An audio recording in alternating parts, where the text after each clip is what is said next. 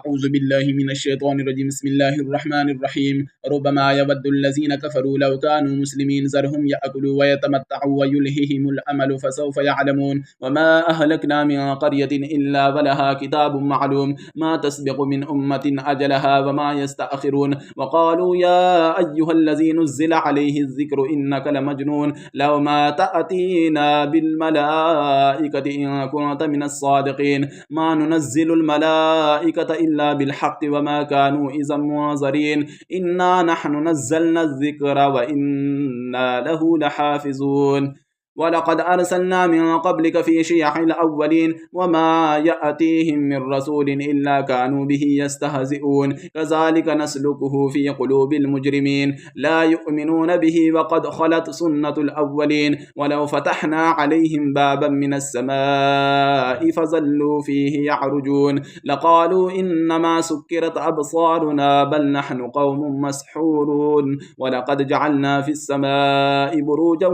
وزيناها للناظرين وحفظناها من كل شيطان رجيم إلا من استرق السمع فأتبعه شهاب مبين والأرض مددناها وألقينا فيها رواسي وأنبتنا فيها من كل شيء موزون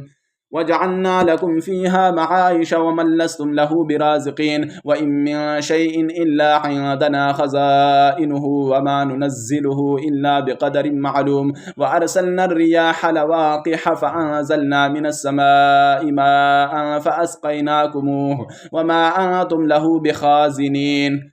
وإنا لنحن نحيي ونميت ونحن الوارثون ولقد علمنا المستقدمين منكم ولقد علمنا المستأخرين وإن ربك هو يحشرهم إنه حكيم عليم ولقد خلقنا الإنسان من صلصال من حمأ مسنون والجان خلقناه من قبل من نار السموم وإذ قال ربك للملائكة إني خالق بشرا من صلصال من حمأ مسنون فإذا سويته ونفخت فيه من روحي فقعوا له ساجدين فسجد الملائكة كلهم أجمعون إلا إبليس أبى أن يكون مع الساجدين قال يا إبليس ما لك ألا تكون مع الساجدين قال لم أكن لأسجد لبشر خلقته من صلصال من حمأ مسنون قال فاخرج منها فإنك رجيم وإن عليك اللعنة إلى يوم الدين قال رب فأنظرني إلى يوم يبعثون قال فإنك من المنظرين إلى يوم الوقت المعلوم قال رب بما أغويتني لأزينن لهم في الأرض ولأغوينهم أجمعين إلا عبادك منهم المخلصين قال هذا صراط علي مستقيم إن عبادي ليس لك عليهم سلطان إلا من اتبعك من الغاوين وإن جهنم لموعدهم أجمعين لها 7 أبواب لكل باب منهم جزء مقسوم إن المتقين في جنات وعيون ادخلوها بسلام آمنين ونزعنا ما في صدورهم من غل إخوانا على سرر متقابلين لا يمسهم فيها نصب وما هم منها بمخرجين نبئ عبادي أني أنا الغفور الرحيم وأن عذابي هو العذاب الأليم ونبئهم عن ضيف إبراهيم إذ دخلوا عليه فقالوا سلاما قال إنا منكم وجلون قالوا لا توجل إنا نبشرك بغلام عليم قال أبشرتموني على أن مسني الكبر فبم تبشرون قالوا بشرناك بالحق فلا تكن من القانطين قال ومن يقنط من رحمة ربه إلا الضالون قال فما خطبكم أيها المرسلون قالوا إنا أرسلنا إلى قوم مجرمين إلا آل لوط إنا لمنجوهم أجمعين إلا امرأته قدرنا إنها لمن الغابرين فلما جاء آل لوط المرسلون قال إنكم قوم منكرون قالوا بل جئناك بما كانوا فيه يمترون وأتيناك بالحق وإنا لصادقون فأسر بأهلك بقطع من الليل واتبع أدبارهم ولا يلتفت منكم أحد وامضوا حيث تؤمرون وقضينا إليه ذلك الأمر أن دابر هؤلاء مقطوع مصبحين وجاء أهل المدينة يستبشرون قال إن هؤلاء ضيفي فلا تفضحون واتقوا الله ولا تخزون قالوا أولم ننهك عن العالمين قال هؤلاء بناتي إن كنتم فاعلين لعمرك إنهم لفي سكرتهم يعمهون فأخذتهم الصيحة مشرقين فجعلنا عاليها سافلها وأمطرنا عليهم حجارة من سجيل إن في ذلك لآيات للمتوسمين وإنها لبسبيل مقيم إن في ذلك لآية للمؤمنين وإن كان أصحاب الأيكة لظالمين فانتقمنا منهم وإنهما لبإمام مبين ولقد كذب أصحاب الحجر المرسلين وآتيناهم آياتنا فكانوا عنها معرضين وكانوا ينحتون من الجبال بيوتا آمنين فأخذتهم الصيحة مصبحين فما أغنى عنهم ما كانوا يكسبون وما خلقنا السماوات والأرض وما بينهما إلا بالحق وإن الساعة لآتية فاصفح الصفح الجميل إن ربك هو الخلاق العليم ولقد آتيناك 7 من المثاني والقرآن العظيم لا تمدن عينيك إلى ما متعنا به أزواجا منهم ولا تحزن عليهم واخفض جناحك للمؤمنين وقل إني أنا النذير المبين كما أنزلنا على المقتسمين الذين جعلوا القرآن عضين فوربك لنسألنهم أجمعين عما كانوا يعملون فاصدع بما تؤمر وأعرض عن المشركين إنا كفيناك المستهزئين الذين يجعلون مع الله إلها آخر فسوف يعلمون ولقد نعلم أنك يضيق صدرك بما يقولون فسبح بحمد ربك وكن من الساجدين واعبد ربك حتى يأتيك اليقين صدق الله العظيم بالله من الشيطان الرجيم سورة النحل مكية بسم الله الرحمن الرحيم أتى أمر الله فلا تستعجلوه سبحانه وتعالى عما يشركون ينزل الملائكة بالروح من أمره على من يشاء من عباده أن أنذروا أنه لا إله إلا أنا فاتقون خلق السماوات والأرض بالحق تعالى عما يشركون خلق الإنسان من نطفة فإذا هو خصيم مبين والأنعام خلقها لكم فيها دفء ومنافع ومنها تأكلون ولكم فيها جمال حين تريحون وحين تسرحون وتحمل أثقالكم إلى بلد لم تكونوا بالغيه إلا بشق الأنفس إن ربكم لرؤوف رحيم والخيل والبغال والحمير لتركبوها وزينة ويخلق ما لا تعلمون وعلى الله قصد السبيل ومنها جائر ولو شاء لهداكم أجمعين هو الذي أنزل من السماء ماء لكم منه شراب ومنه شجر فيه تسيمون ينبت لكم به الزرع والزيتون والنخيل والأعناب ومن كل الثمرات إن في ذلك لآية لقوم يتفكرون وسخر لكم الليل والنهار والشمس والقمر والنجوم مسخرات بأمره إن في ذلك لآيات لقوم يعقلون وما زرع لكم في الأرض مختلفا ألوانه إن في ذلك لآية لقوم يذكرون وهو الذي سخر البحر لتأكلوا منه لحما طريا وتستخرجوا منه حلية تلبسونها وترى الفلك مواخر فيه ولتبتغوا من فضله ولعلكم تشكرون وألقى في الأرض رواسي أن تميد بكم وأنهارا وسبلا لعلكم تهتدون وعلامات وبالنجم هم يهتدون أفمن يخلق كمن لا يخلق أفلا تذكرون وإن تعدوا نعمة الله لا تحصوها إن الله لغفور رحيم والله يعلم ما تسرون وما تعلنون والذين يدعون من دون الله لا يخلقون شيئا وهم يخلقون أموات غير أحياء وما يشعرون أيان يبعثون إلهكم إله واحد فالذين لا يؤمنون بالآخرة قلوبهم منكرة وهم مستكبرون لا جرم أن الله يعلم ما يسرون وما يعلنون إنه لا يحب المستكبرين وإذا قيل لهم ماذا أنزل ربكم قالوا أساطير الأولين ليحملوا أوزارهم كاملة يوم القيامة ومن أوزار الذين يدلونهم بغير علم ألا ساء ما يزرون قد مكر الذين من قبلهم فأتى الله بنيانهم من القواعد فخر عليهم السقف من فوقهم وأتاهم العذاب من حيث لا يشعرون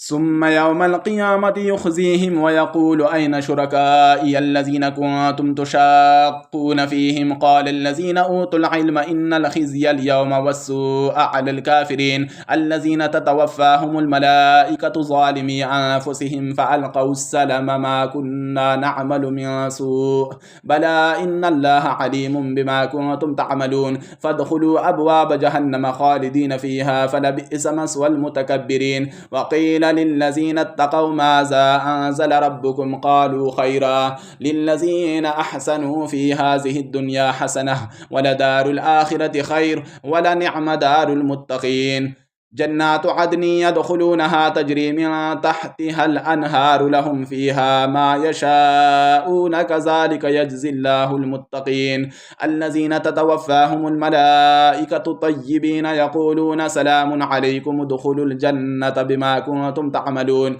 هل ينظرون إلا أن تأتيهم الملائكة أو يأتي أمر ربك كذلك فعل الذين من قبلهم وما ظلمهم الله ولكن كانوا أنفسهم يظلمون فأصابهم سيئات ما عملوا وحاق بهم ما كانوا به يستهزئون وقال الذين أشركوا لو شاء الله ما عبدنا من دونه من شيء نحن ولا آباؤنا ولا حرمنا من دونه من شيء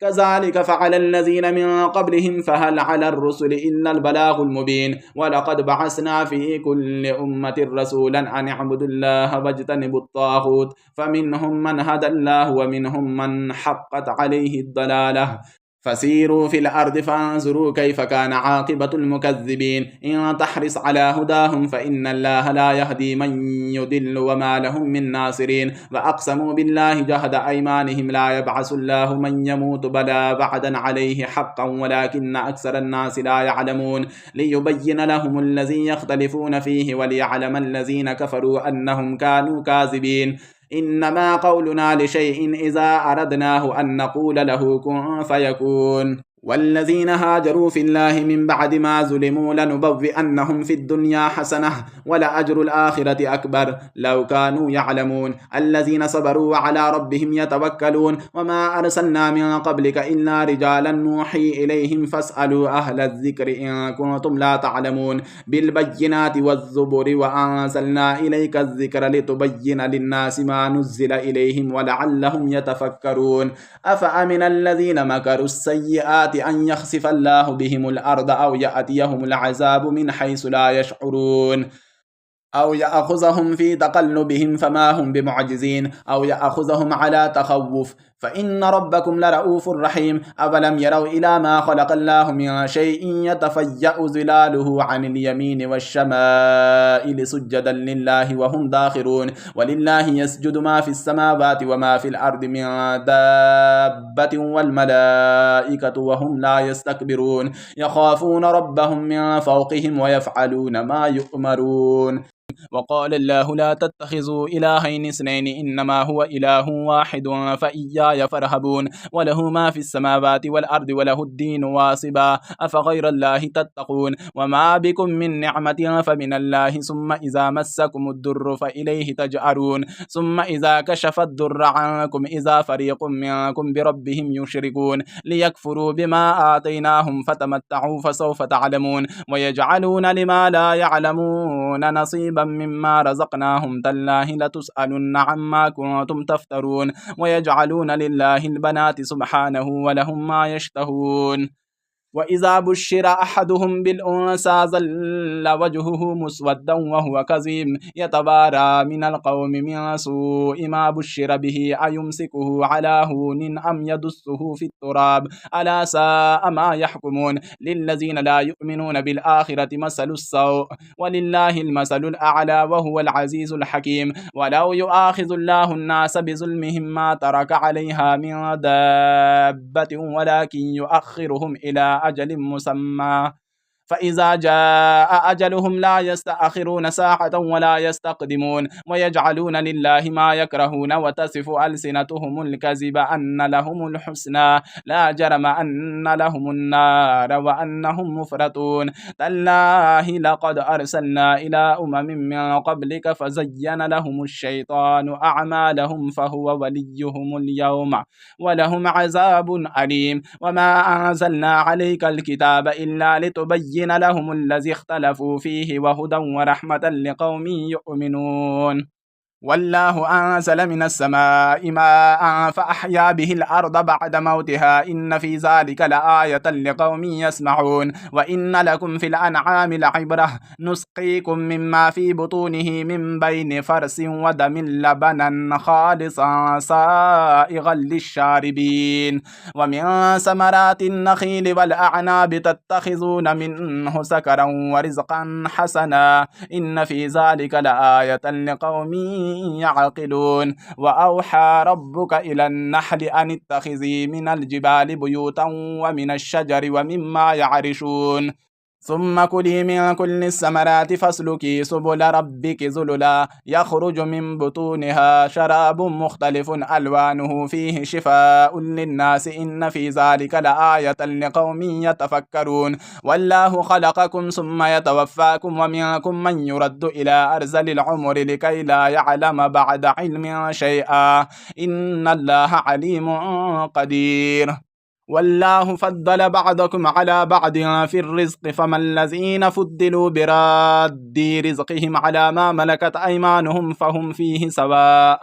أفبنعمة الله يجحدون والله جعل لكم من أنفسكم أزواجا وجعل لكم من أزواجكم بنين وحفدة ورزقكم من الطيبات أفبالباطل يؤمنون وبنعمة الله هم يكفرون ويعبدون من دون الله ما لا يملك لهم رزقا من السماوات والأرض شيئا ولا يستطيعون فلا تضربوا لله الأمثال إن الله يعلم وأنتم لا تعلمون ضرب الله مثلا عبدا مملوكا لا يقدر على شيء ومن رزقناه منا رزقا حسنا فهو ينفق منه سرا وجهرا هل يستوون الحمد لله بل أكثرهم لا يعلمون وضرب الله مثلا الرجلين أحدهما أبكم لا يقدر على شيء وهو كل على مولاه أينما يوجهه لا يأتي بخير هل يستوي هو ومن يأمر بالعدل وهو على صراط مستقيم ولله غيب السماوات والأرض وما أمر الساعة إلا كلمح البصر أو هو أقرب إن الله على كل شيء قدير والله أخرجكم من بطون أمهاتكم لا تعلمون شيئا وجعل لكم السمع والأبصار والأفئدة لعلكم تشكرون ألم يروا إلى الطير مسخرات في جو السماء ما يمسكهن إلا الله إن في ذلك لآيات لقوم يؤمنون والله جعل لكم من بيوتكم سكنا وجعل لكم من جلود الأنعام بيوتا تستخفونها يوم زعنكم ويوم إقامتكم ومن أصوافها وأوبارها وأشعارها أساسا ومتاعا إلى حين والله جعل لكم مما خلق ظلالا وجعل لكم من الجبال أكنانا وجعل لكم سرابيل تقيكم الحر وسرابيل تقيكم بأسكم كذلك يتم نعمته عليكم لعلكم تسلمون فإن تولوا فإنما عليك البلاغ المبين يعرفون نعمة الله ثم ينكرونها وأكثرهم الكافرون ويوم نبعث من كل أمة شهيدا ثم لا يؤذن للذين كفروا ولا هم يستعتبون وإذا رأى الذين ظلموا العذاب فلا يخفف عنهم العذاب ولا هم ينظرون وإذا رأى الذين أشركوا شركاءهم قالوا ربنا هؤلاء شركاؤنا الذين كنا ندعو من دونك فألقوا إليهم القول إنكم لكاذبون وألقوا إلى الله يومئذ السلم وضل عنهم ما كانوا يفترون الذين كفروا وصدوا عن سبيل الله زدناهم عذابا فوق العذاب بما كانوا يفسدون ويوم نبعث في كل أمة شهيدا عليهم من أنفسهم وجئنا بك شهيدا على هؤلاء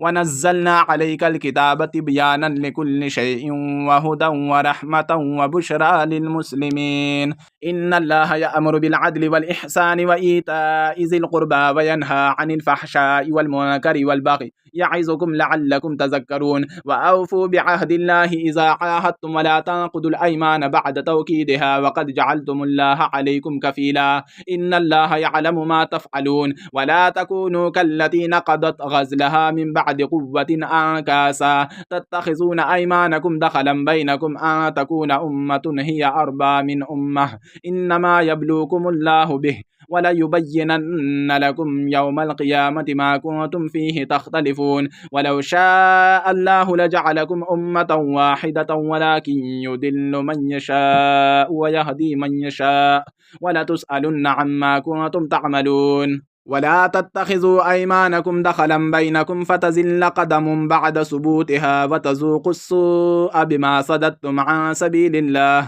ولكم عذاب عظيم. ولا تشتروا بعهد الله ثمنا قليلا إنما عند الله هو خير لكم إن كنتم تعلمون. ما عندكم ينفد وما عند الله باق ولنجزين الذين صبروا أجرهم بأحسن ما كانوا يعملون. من عمل صالحا من ذكر أو أنثى وهو مؤمن فلنحيينه حياة طيبة ولنجزينهم أجرهم بأحسن ما كانوا يعملون. فإذا قرأت القرآن فاستعذ بالله من الشيطان الرجيم إنه ليس له سلطان على الذين آمنوا وعلى ربهم يتوكلون إنما سلطانه على الذين يتولونه والذين هم به مشركون. وإذا بدلنا آية مكان آية والله أعلم بما ينزل قالوا إنما أنت مفتر بل أكثرهم لا يعلمون. قل نزله روح القدس من ربك بالحق ليثبت الذين آمنوا وهدى وبشرى للمسلمين.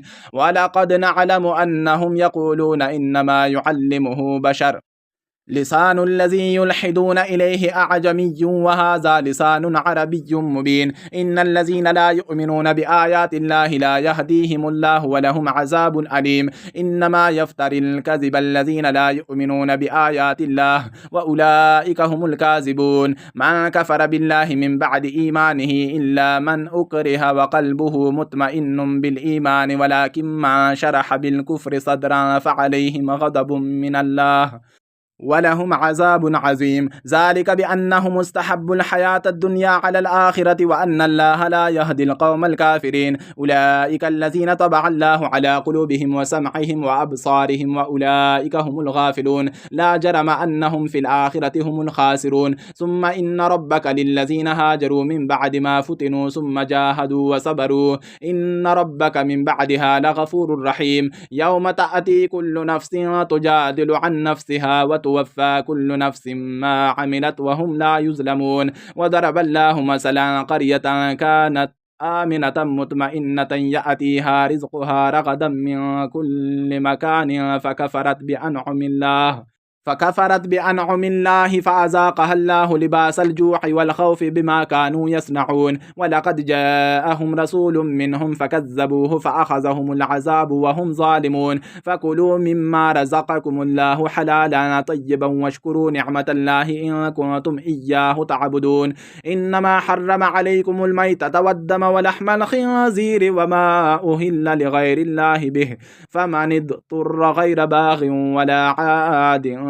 فإن الله غفور رحيم. ولا تقولوا لما تصف ألسنتكم الكذب هذا حلال وهذا حرام لتفتروا على الله الكذب إن الذين يفترون على الله الكذب لا يفلحون. متاع قليل ولهم عذاب أليم. وعلى الذين هادوا حرمنا ما قصصنا عليك من قبل وما ظلمناهم ولكن كانوا أنفسهم يظلمون. ثم إن ربك للذين عملوا السوء بجهالة ثم تابوا من بعد ذلك وأصلحوا إن ربك من بعدها لغفور رحيم. إن إبراهيم كان أمة قانتا لله حنيفا ولم يكن من المشركين شاكرا لأنعمه اجتباه وهداه إلى صراط مستقيم وآتيناه في الدنيا حسنة وإنه في الآخرة لمن الصالحين.